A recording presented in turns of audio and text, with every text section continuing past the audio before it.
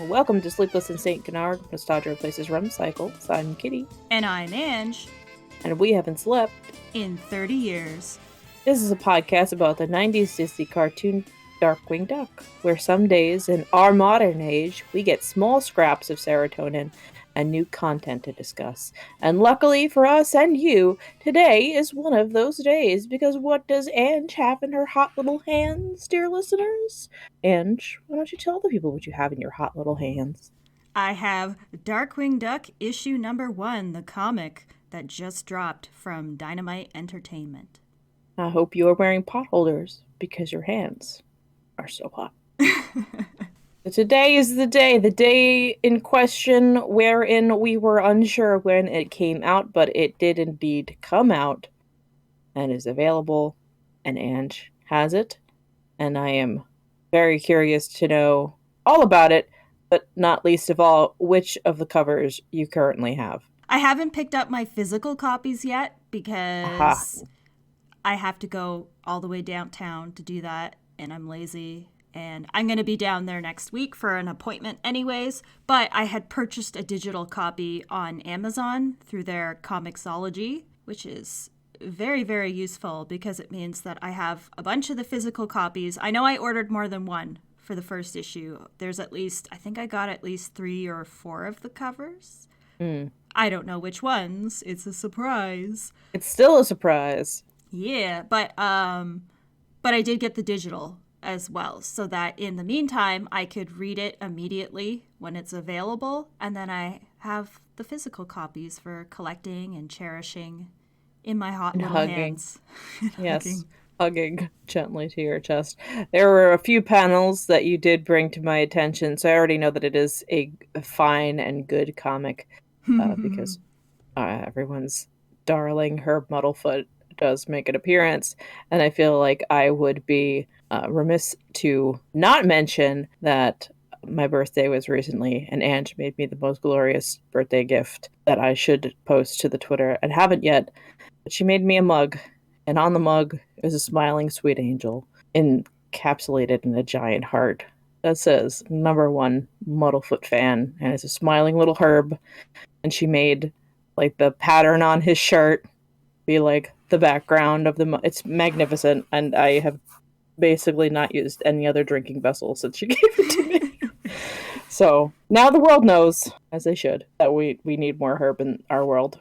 So. Indeed. Which is, I guess I should start by saying spoiler alert, because we are talking about a brand new comic that just dropped. So if you haven't read the comic yet, I highly suggest you do that before listening to this podcast episode, because I'm going to walk through the comic in relatively, I'm going to talk about panel by panel. Yeah, panel by panel, detail like that. So don't listen to this yet if you're not wanting anything spoiled for you. If you have already read the comic, then it's fine, because we're going to be discussing what you've already read.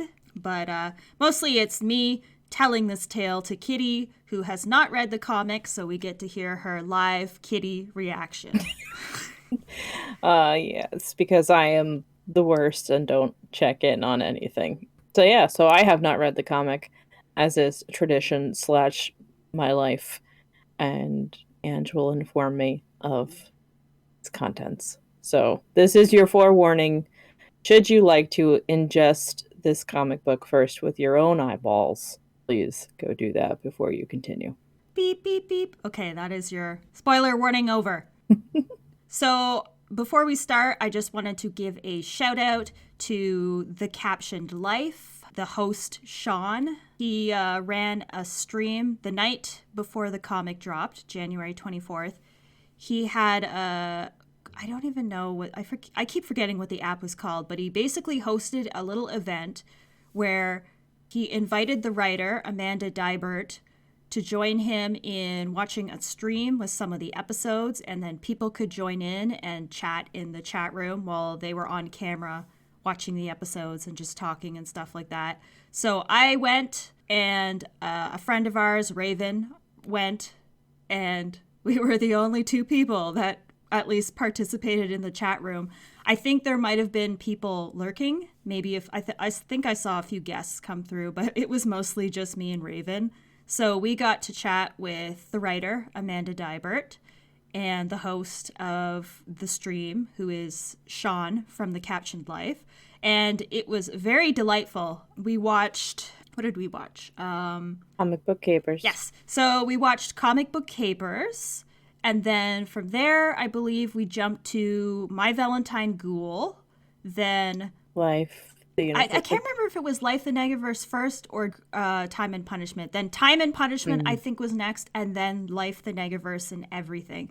So we watched those episodes, and Rav and I did what most Darkwing Duck fans do, which is we info dumped a lot of background tidbits for everything and revealed just what enormous nerds we are for this cartoon, as one does. As one does. But no, it was delightful. We had a really nice time.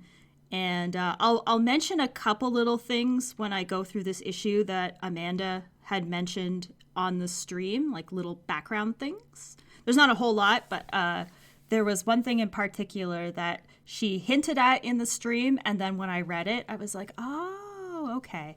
So, yeah, let's dive into... inside scoop! The inside scoop. So let's dive into Dynamite Entertainment, issue number 1 of Darkwing Duck. I'm diving. Splash. Let's go. And also, just to add that this is a completely... So my understanding from... She also mentioned in the stream that there's only 6 issues, at least for this arc. I don't think, as of right now, as of us recording this, and this is the day after the comic was released, January 26th, this isn't, as far as I know, an ongoing series at the moment. It's just 6 issues, like an enclosed story. It's possible in the future that they may extend it to be ongoing, depending on probably how much they sell, that kind of thing, how popular it is. So, yeah. So go and buy it if you like it and want more. Yeah. So I'll read off the credits here. We have the script, which is by Amanda Dybert. We have the art and color by Carlo Loro. We have letters by Jeff Eckelberry. The main cover, which is the main cover on the digital edition for the Kindle, is by David Nakayama. And it's the one where he's standing up like kind of like a statue. Almost. His design reminds me of that, what is it? Beast Kingdom articulated toy for some reason. He's a little egg man. A little egg man. He's got a little egg body. Yes. So, yeah, David Nakayama cover. And then the packaging editor is Nate Cosby. So, I guess this story is called, because it starts with Darkwing Duck in The Dark Flight Returns. Ho ho ho. I assume that's because ducks fly. I see it. It's okay. So it starts off with Darkwing. He is, as many of the episodes, he's monologuing to himself, saying, I am the terror. Favorite pastime. And he says, I am the terror that flaps in the night. I am the scrupulous sculptor who chisels justice from the surface of sinister stones. I am... And then he's interrupted by Launchpad, who says, DW. And then we look to see, I guess, Darkwing standing on the roof, talking to himself, and Launchpad pops in and says, everyone is waiting. And Darkwing says, thank you, Launchpad. I mustn't keep the adoring crowds. And then he trips, falls off. His cape gets caught on the statue. So Launchpad says... let me help you with that. And then, of course, he falls and gets tangled up with Darkwing. Because, of course, he did.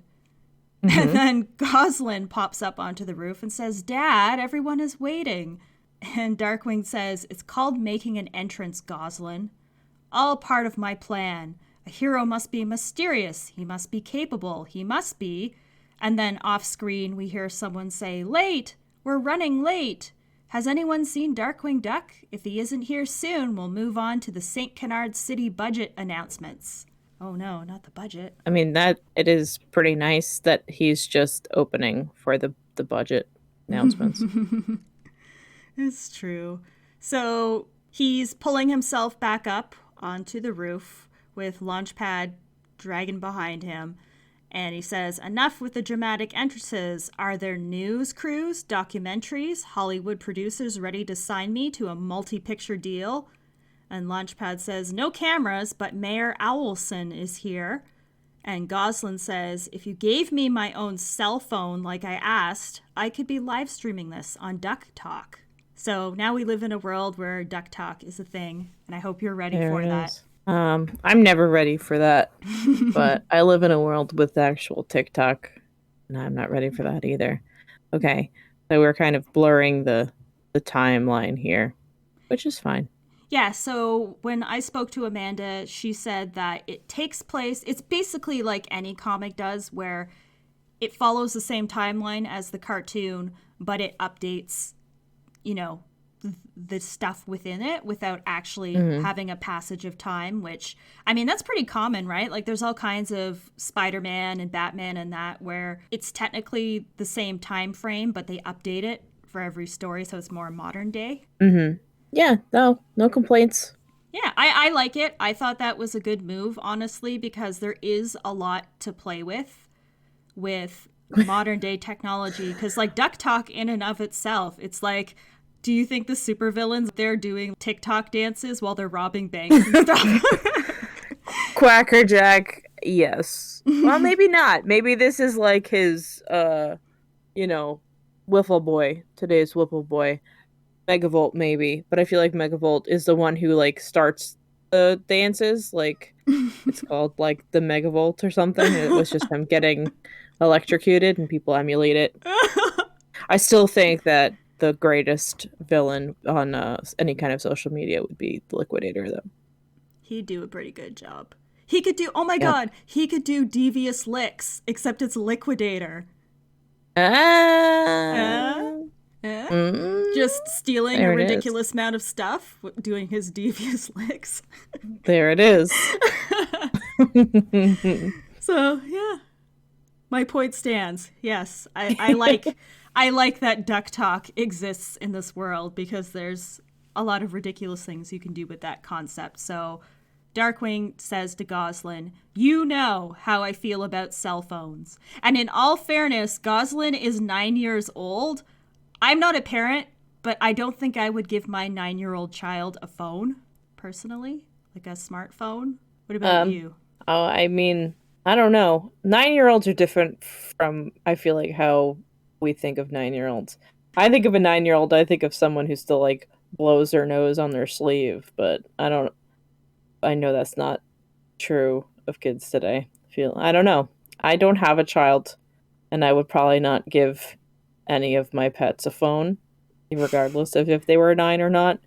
But I just think about how many times I drop my phone, and I gotta imagine a kid would be even more hardcore at dropping things and breaking things, and they're expensive. It would be great, though, if Drake just flat out gives her, like, an old school flip phone. Oh my god, he would. He totally would. And she's pissed about it. Oh, perfect. So, continuing on with our story, we are now down on the stage where Darkwing Duck is actually getting some level of praise, surprisingly. He has shown up to what looks like some kind of event. Mayor Zan Owlson from the DuckTales reboot is there, which I thought was a really cool idea because she's just sort of slides into it naturally, and she was the mayor in the DuckTales reboot eventually. So, I don't know. I thought that was a cool choice. So, he is being filmed while he's on stage. Everybody has their cell phones out, and he says, look at this gorgeous sea of cell phones. Fear not, citizens. I'll make sure all of you get a chance to capture my good side. And then he looks at the camera and says, they're all my good side. Of course. Of course. So the mayor says, before we unveil the statue in honor of Darkwing Duck, a few St. Canard citizens would like to share their personal experiences being saved by our very own hometown hero. They're unveiling a statue? I don't know. I can't believe I read this yesterday and I forgot if it's actually a statue of him or of something else, but. Okay, good. I would love it if that was the punchline of everything. It's just like a do not cross little stick figure man, and Darkwing just assumes it's a statue of him. We'll find out. We'll build up to suspense. Yes. To be fair, I remember you saying, you don't really understand when writers take it in the direction of, oh, well, if Darkwing's getting praise, it doesn't quite work because the whole big joke is that he never is appreciated. But you know where this is heading because I showed you the previews when they dropped. This particular part, the only person who should have high praise for Darkwing Duck, other than like the Darkwing crew, who I feel like are very critical of him, except for Launchpad, is this person who gets to speak at this meeting. Yes. So Darkwing's wondering who the special guests are that are going to sing his praises. He says, I wonder if the Emperor of the Isle of Capercaillie is here to tell how I rescued him from that angry mob. And then we see a little flashback where he says, I am the mallard who shows no mercy to miserable mercenaries. And then we see another flashback with him and Morgana, and he says, or Morgana Macabre, to tell of the horde of malicious phantoms that I sent back to the underworld. And he's saying to her, I am the fearless phantom hunter who is completely lost in your eyes, ready to fight bad guys. And then there's a thought bubble where we see him thinking still about Morgana, and he says, it could also be the time I solved the museum break-in, but I hope it's Morgana. And then Mayor Owlson says, please welcome Herb Muddlefoot. And the crowd goes wild. And Darkwing is still thinking about Morgana, and the little bubble switches to Herb, so it's him gazing adoringly into Herb Muddlefoot's eyes. Well, but isn't it Herb's head on Morgana's body? Yes! Darkwing is never going to be able to look at either of them the same way ever again. It's funny. And he says, Herb, well, I guess I did save him from the mutant potatoes, and then Herb comes onto stage and says, Darkwing Duck sure has saved a lot of our feathers. I'd say the most heroic thing he ever did for me was when I couldn't find a shipment of quackerware. And Darkwing, of course, is not amused, and he says, quackerware? And Herb continues, I guess I should start at the beginning. You see, the great thing about being a quackerware sales duck is... He sang that song at least 3 times during his presentation. I hope he crawled around on his knees for the centipede part. He had to. He'd roll around. Absolutely. He's a showman. And he probably got like so many people to sign up to have quackerware consultations too. He's the true influencer of Duck Talk. It's beautiful because we see that 2 hours have passed. The audience is comatose at this point. And Herb is still talking, and he says, and that's when Darkwing Duck told me I should check under the bed for my quackerware overstock. And sure enough, it was there. What a lifesaver, huh? And Darkwing has face planted on stage and says, I have never regretted anything more. Also, it's interesting, too, that it is Darkwing telling Herb to look under his bed. So how did it get to the point where Darkwing was roped in to going into the Muddlefoot residence, presuming it wasn't, burned down or in the process of burning down or exploded, to be wrangled into helping Herb? Not Drake. Drake would probably get pulled in immediately, but as you know, he's a fellow quackerware enthusiast. You have to call in the number 1 fans. But anyway, that's a story for another issue. It is. That's for the Herb Muddlefoot spin-off. That I'm writing. And self-publishing. The Secret Life of Herb Muddlefoot. And also, I think this is very appropriate. So The Secret Life of Herb Muddlefoot is a comic book spin-off series about how Herb knows that Drake is Darkwing, but just keeps throwing people off his tail. See, he's like the ultimate con man. He's just... Anyway, we'll save that for the next episode. I'll have my first issue sketched out. Spoilers, I'm so sorry. That's the big reveal at the end of the cartoon series, is that Herb has been in on it the whole time. But I will say, I do think it was appropriate that after he talks for the whole 2 hours and says, well, after that riveting story, I'm afraid we may not have time for any more tales. And Darkwing says, oh, come on, the press is here. At least talk about that time with the shrink ray. And Zan Owlson decides to move forward and says, let's get on with the unveiling. It's covered up by a little, blanket or Cheap. whatever. And I assume it's Darkwing under there because he says, oh, well, in that case, and he looks very eager. So he tosses I assume it's his cell phone. He throws a cell phone at Herb and he says, grab a photo for me, will ya, Herb? It's literally the least you can do. Somebody off screen says, it's the last thing anyone is gonna do. This little celebration just got electrifying. And then we see everybody with their cell phones is getting electrocuted. Zap. Zap. And Darkwing says, I finally get a little credit, and you upstage me at my own ceremony, Megavolt. And we see that Megavolt has appeared. And he says, don't worry, I'm not sticking around for your finale. I'm sure you'll find the crowd is ready to go wild. And I'm not sure exactly what he's done, but everybody with a cell phone has been mind controlled, presumably because of something Megavolt did to the cell phones. Okay. Cartoon logic, you know how it is. Yeah. So he's got his big battery car too, which I thought was pretty impressive because... Did you like drive it onto stage? Yeah, I guess he did because it's just there. It's just Darkwing, like everybody is just falling asleep because Herb is talking, and Megavolt is just very carefully navigating this giant car through the crowd up onto the stage. That's what I'm going with. Probably set up like a charging station for people's phones in like, the parking lot and was getting people that way. Perfect. There you go. I figured it out. I cracked the code. So all these zombie people with their cell phones are saying, must get Darkwing, capture Darkwing. And everybody, including the mayor, has been hypnotized. And Darkwing says, Mayor Owlson, it's me. I don't want to hurt you, but even more so, I don't want you to hurt me. Okay, if you want to make things complicated, let's get dangerous. And we see the entire crowd is coming for him. They're all, arms outreached like a bunch of creepy zombies. Oh, and even Herb has been... No! I guess because Darkwing threw him his phone. Yeah. He would have been fine.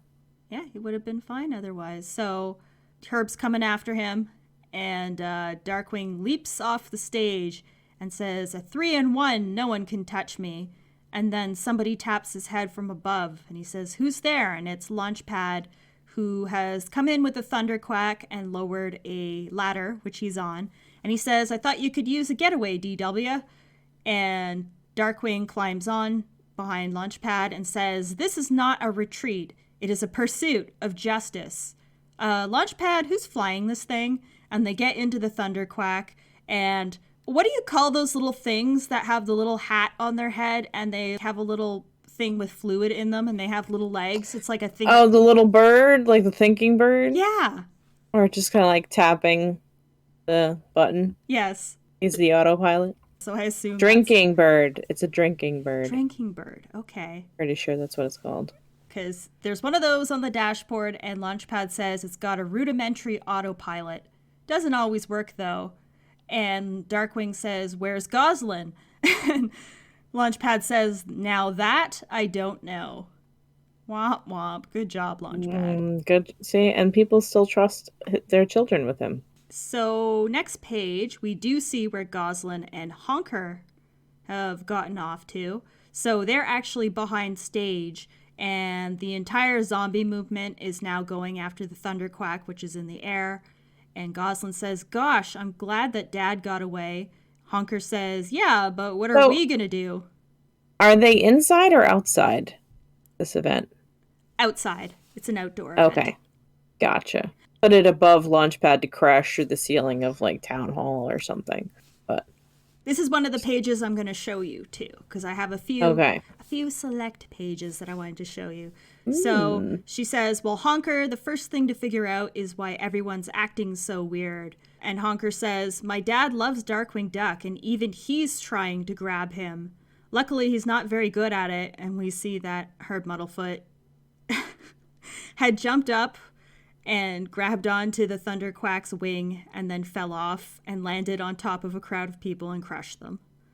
No, Herb. At least he made a soft landing. He did make a soft landing. And then we see Goslin says, But how did Megavolt get everyone under his control? And I'm going to show you the page for this one because I liked the art for Goslin in particular for this page. I am a Gandrin. Oh, yeah, she's very cute. Herb, don't do it. Herb, no. Oh, my. He's even yelling, must destroy Darkwing as he hops up on that wing. I know you sent this to me to look at Goslin, but you know what I'm looking at. Oh, and there he is. Body slamming some people. My girl looks pretty cute, too. Yeah, very nice. Most of the pages I curated had some level of Herb, or I tried to pick some of Herb. I appreciate your dedication to my happiness. It's what I'm here for. I like the coloring, too. Mm-hmm. Very nice. An impressive jump from Herb. It I must is. say. That Thunderquack is at least like 12 feet off the ground. And Herb says, you think you can stop me? Gravity? The next page, Goslin has figured it out because she's looking out at the audience of people and she says, oh, he used their phones. And then she says, aw, man, don't tell my dad. He'll never let me get one. Unless we save the city, then he'll have to let me get one. And Honker, thinking what most of us are thinking, it says, I'm not quite sure I follow the logic on that. Yeah. Yeah, not so much. And she says, let's get into unsupervised and mildly questionable trouble, which is a fair way to describe Goslin's shenanigans overall. Hashtag Goslin life. The Thunderquack is in pursuit of Megavolt, who's driving around the city with his big battery-strapped car. It's not the pickup truck, the Fearsome Fives loaner pickup truck. Not this time. Okay. This is the buy all our playsets and toys Megavolt mobile. Yes, I remember it from the show too. It was beautiful. So I like the sound effects here because it says this Thunderquack's is Quoosh and Megavolt's is Mega Vroom. Megavolt presses a button and says, that's a little too close for comfort, and then a little ray zappy zap gun pops up out of the battery on the roof of his car and zaps the Thunderquack. And then they go careening towards the ground, which I think we saw that in a preview a while back where it's just heading towards the ground and they're about to crash. And the perspective on the buildings and the city and stuff is really cool. I think I did see that one. Yeah. Like, oh, that looks really neat.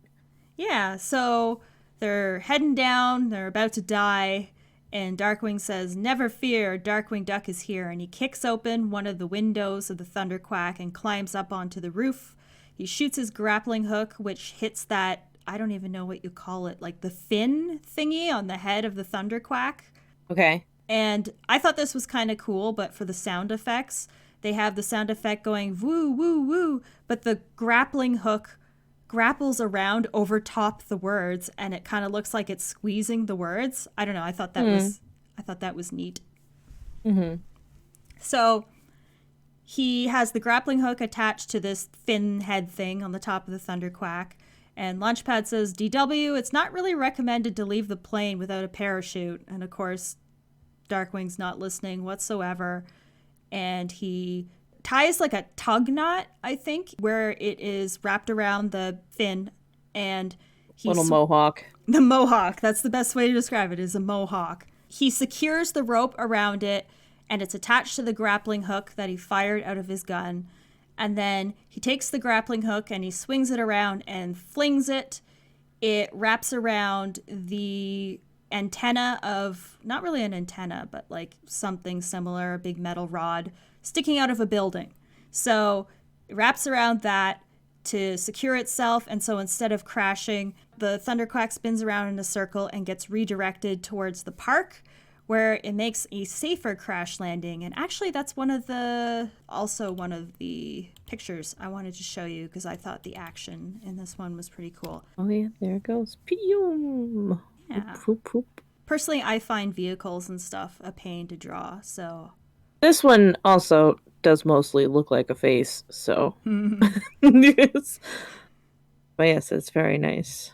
They land in, I guess there's a park, which I guess there was a park in the TV show too. It just, you never saw it from above. But they land in the pond, And Launchpad says, real smooth, DW, but why didn't you just have me deploy the Thunder Shoot?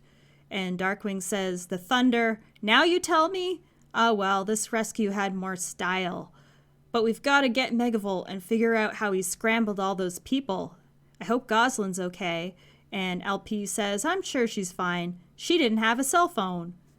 And Darkwing says, cell phone? And Launchpad says, sure. Everyone who went after you was recording. And Darkwing says, but that means you weren't getting video of my big ceremony? Which is true, because Launchpad would have been also hypnotized. But I would also imagine that Launchpad is the kind of guy who has like an old school like VHS camera and just standing to the side. The 90s may have left the Darkwing Duck universe, but Launchpad is forever in the 90s. I'd believe that too. But his excuse is, I tried to, but I forgot to charge up. And good thing too, or I wouldn't have been able to help you get away. And of course, Darkwing says what Goslin had been worrying about earlier in the issue, which is, this just proves I was right, not to allow Goslin to get a cell phone. Womp womp. Womp. Sorry, kid. Darkwing says, what are you waiting for, Launchpad? We have a bad guy to stop. And then I have sage fatherly advice to gloat over. Which is fair. That is exactly what he would do. That is a Darkwing move, for sure. And then he says, I wonder if I should write a parenting book. How to Make Fatherhood All It's Quacked Up to Be by Drake Mallard. And of course, Launchpad isn't listening. He's back in the Thunderquack. He starts it back up and he says, here we go. Meanwhile, back at the stage, I didn't realize this at first. I guess I'm no longer with the times, but Goslin and Honker are dressed up like rock stars. But specifically, they're actually a parody of Billie Eilish. Have that also to show you. I thought it was cute. She looks good with electric green hair. She's got a guitar and he's got what do you call it? Not a harmonica. You know the things that you hold and you Accordion. Accordion. I love how you figured that out just by my description. Well, you know that you do hold them and they do go wait womp. Weird Al made a living out of it. Well, that's what they've got. And so they're on stage. Okay. And Goslin says, if these electric instruments don't bring Megavolt back here, nothing will. And Honker says, I still don't understand why we had to get dressed up. And she says, to look cool, of course. Bad Ducky is gonna catch the bad guys and top the charts. And Honker says, Bad Ducky? And she says, working band name. Now let's get rocking.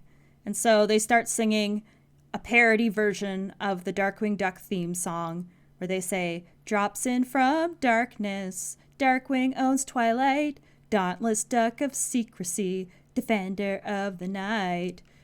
And I mentioned to you that when I was talking to Amanda in the stream, she had like little background tidbits. She mentioned that there was a song that pops up in the first issue, and she said that due to copyright and licensing, she wasn't allowed to use the Darkwing Duck theme song. Oh, what a world. Okay. In his own comic, yes. But you know what? That also checks out. It does. Yeah, Darkwing's theme song is not allowed in the Darkwing Duck comic because it is, I think, probably the thing that people remember most about Darkwing Duck. That's hysterical. It's just, I don't know, comic book rules and laws be weird. I don't quite fully understand them. I don't work in comics, but it's not the first time that I've heard that. Yeah, like Disney in general is weird.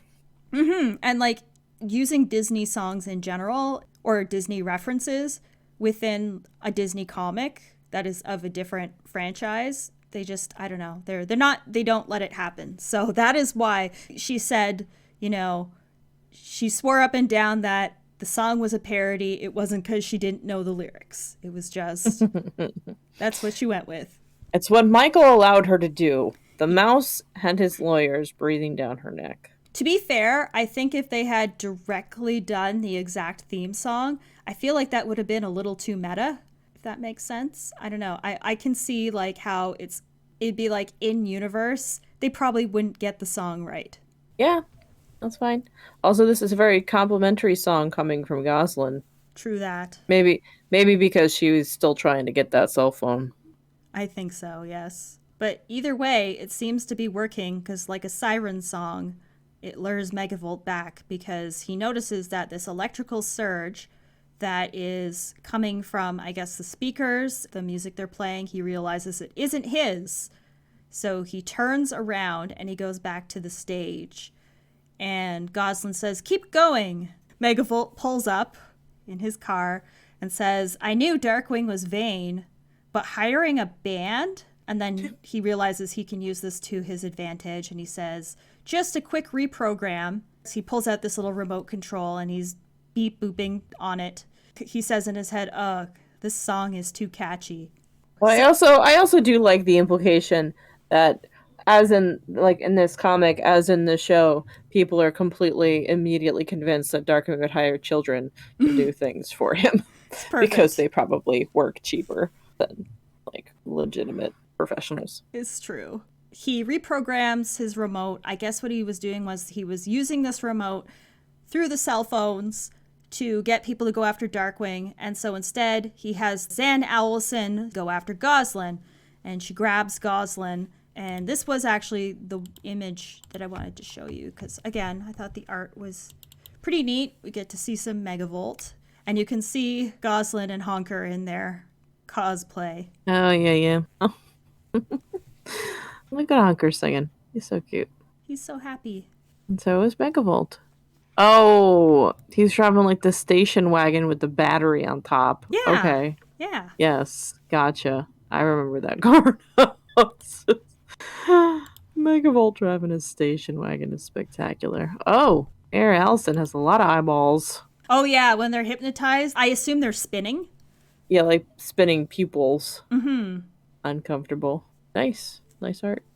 So Megavolt is holding, oh, he's grabbed two power cords and he's plugged them into each other and it's all electrified. And he says, "Because I run this town now, not Darkwing Duck and not some young rock band. Incredibly talented lyricists as you may be.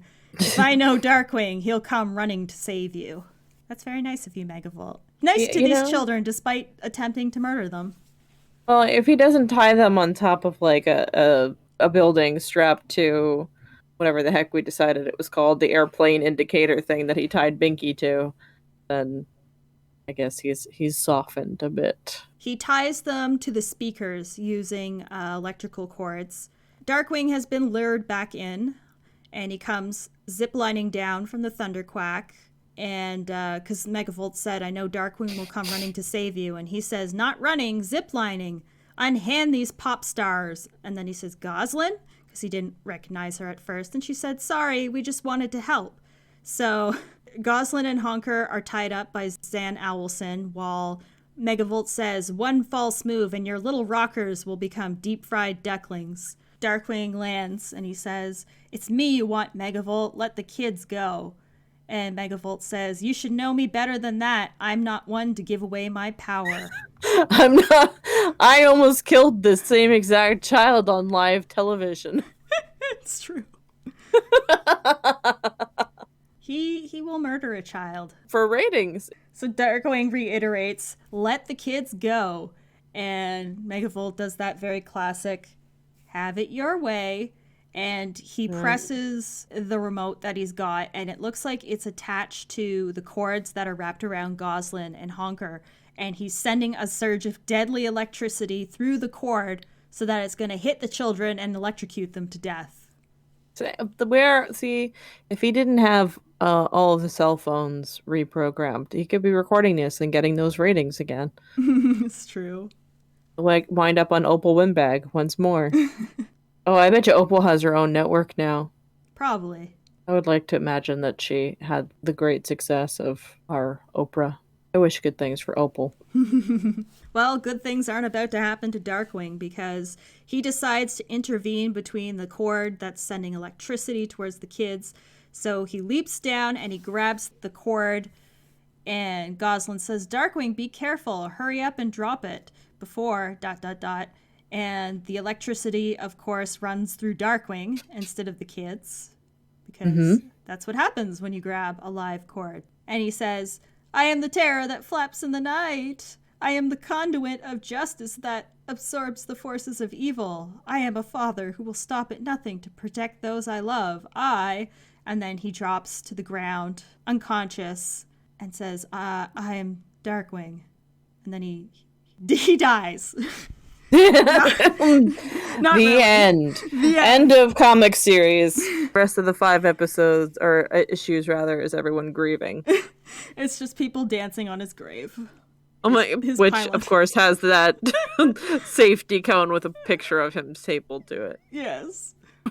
But no, he drops to the ground, and what happens is, because all the electricity went through him, it shorts out the city, which shorts out all the power, so all the cell phones and everything, of course, get turned off. I guess everything's been fried. All the zombies are no longer zombies. And Mayor Allison says, what happened? And some random people in the background are like, where's my phone? Where am I? And Darkwing is unconscious, and Gosalyn rushes over to his side and says, I don't know why this is making me laugh, but suddenly Launchpad is running into the panel and says, I was just parking the Thunderquack, and I saw all the lights. What happened to DW? And Gosalyn tearfully says, he saved St. Canard is what happened, and it's all my fault. And then, of course, Darkwing opens his eyes and says, and that is why you can't have a cell phone. Specific reason that wouldn't have happened to anyone else. Yes. Mm-hmm. And Gosalyn grabs him and hugs him. And Zan Ellison says, we owe you another great debt, Darkwing. Darkwing says, how about just a less exciting statue dedication? And Gosalyn says, sounds good to me. And then Herb Muddlefoot says, I'll film it. And he pulls out his cell phone and everyone screams, no! Which I have a panel of that just for you. Oh, thank you. I didn't even give you the rest of the full page on this one I'm showing you. I just took the panel with Herb because I knew that's what you would love to see. That is what I love to see. Zappy, zappy, zappy. And then Darkwing says, just make sure to get my good side. And they're all my good sides. And then, the end. But we don't know what happened to Megavolt.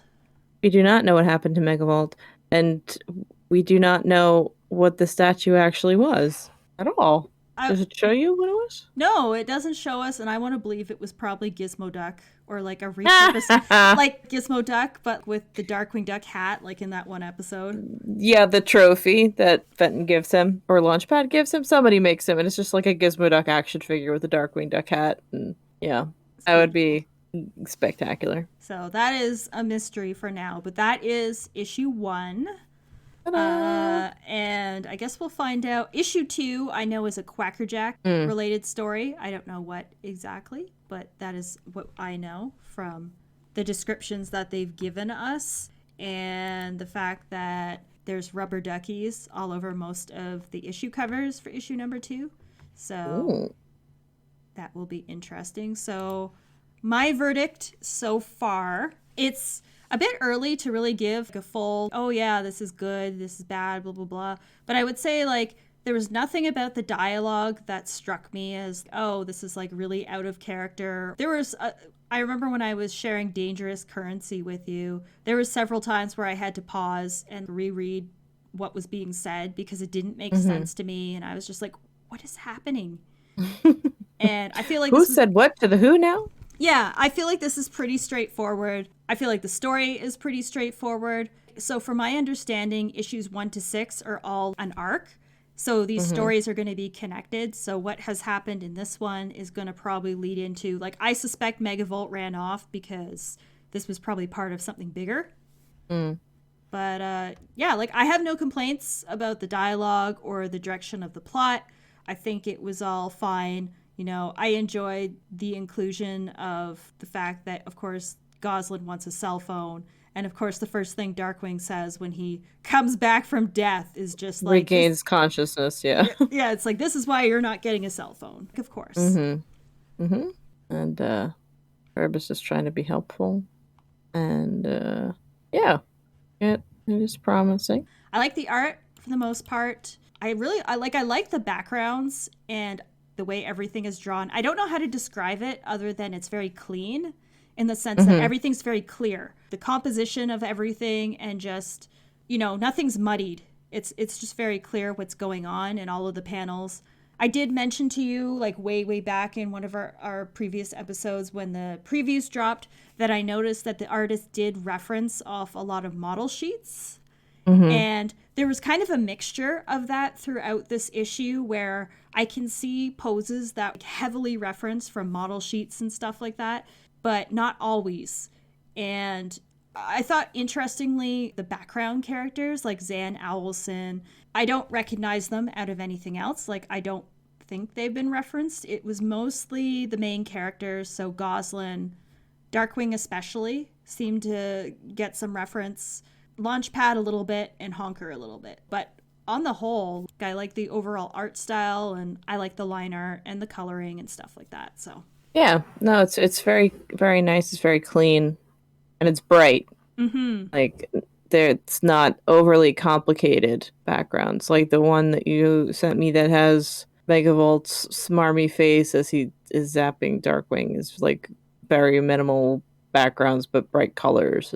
It's nice. Yeah, and I actually think that's a really smart thing to do because the fact of the matter is, especially if there's going to be a lot of speech bubbles, you don't have to draw a background in every single panel of a comic. You can have just solid colors or a pattern or something if it's not super integral to the story and you already know where the characters are. So I think they did a good job of picking when to include backgrounds and when to do, like you said, with Megavolt.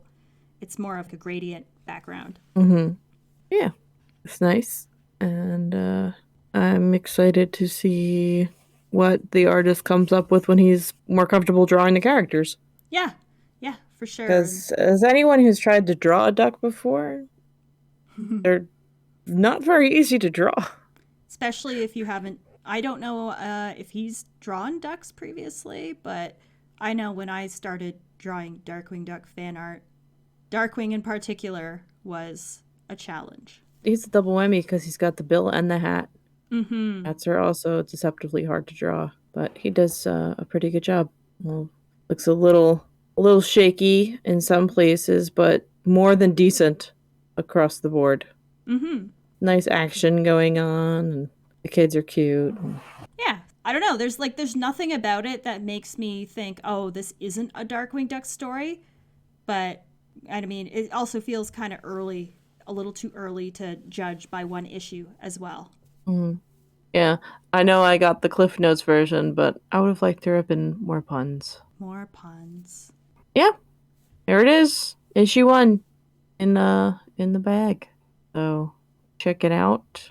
We'll be following along. I felt like it was a pretty good introduction for people who may not be caught up on Darkwing to be like, oh, this is who he is. This is his personality. These are his friends. These are his relationships.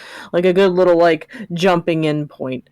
Like, well, he clearly does not like Herb Muddlefoot, but tolerates him and whoever he is. Like, you'll get there eventually. They're just like, this is the main beats. This is who Darkwing is.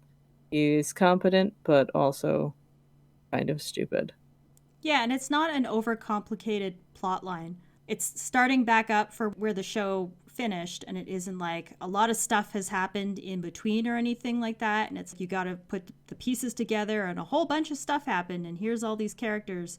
It's very just one of his main well-known villains shows up. He has to stop him, and I think that's actually pretty good for a first arc of a story that isn't connected to any other previous stuff. Yeah, and especially since we know that eventually, I guess, this will trigger him to be like, maybe I should retire. As if, there's this issue where he gets electrocuted nearly to death, and then possibly something along the same lines happens with Quacker Jack, and then I'd be like, maybe I should retire. Instead of just like starting it off with like, thank you for this statue, I'm retiring. Mic drop. Maybe he finds out that the statue is not actually of him and that's when he retires. It's the final straw. It is literally just a Gizmo Duck statue and he's like, I'm out. That's it. Yeah, there it is. The comic, a long fabled and storied comic. And yeah, I'm looking forward to see what happens next and what beautifully curated art you present to me. The Some continuing adventures of Herb Muddlefoot. I have to tell everybody that when they drop the preview pages and the page with Herb Muddlefoot where he comes out on stage, I tagged Kitty immediately and I was like, get in here, you have to see this right now. I did. And so I'm on board. You have my attention. Comic book. I know what I like, and it is a happy neighbor. So yes, we will get back to our regularly program. Well, what is it? Our regularly scheduled programming, and pick up with Negaduck next time. Issue 2 will be dropping on February 22nd. So a little less than a month away. So we've got some time to talk episodes and, you know, all that stuff. Pick up some cheap Valentine's Day candy and a comic book, and there you go. Sounds like a time. Mm-hmm.